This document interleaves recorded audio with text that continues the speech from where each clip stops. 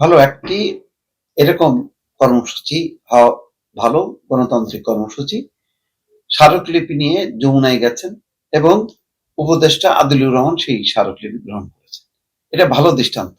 এর আগে শেখ হাসিনার সময় মাই গড, মানে প্রধানমন্ত্রীর কার্যালয় অভিমুখে কোনো সমাবেশ শুরু হলে বা মিছিল শুরু হলে লাঠি পেটা টিয়ার গ্যাস একটা হুলস্থুল কাণ্ড। এটা একটা গণতান্ত্রিক ভাবে মানে কর্মসূচি হয়েছে, কিন্তু কথা হলো যে সরকার তো অলরেডি বল রাজনৈতিক দলের কোর্টে ঠেলে দিছে।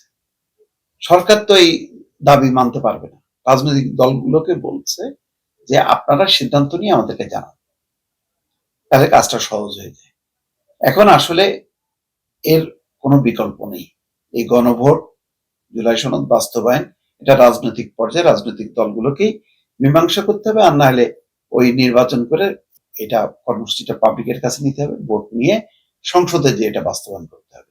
আপাতত আমার মনে হয় না যে এই দাবি পূরণের মতন কোনো অবস্থা আছে, কারণ বিএনপি অলরেডি একটা এর বিরুদ্ধে অবস্থান আছে। সুতরাং এটার মীমাংসা ওই নির্বাচন, জাতীয় নির্বাচনের মধ্য দিয়েই হয়তো শেষ হবে। দর্শক।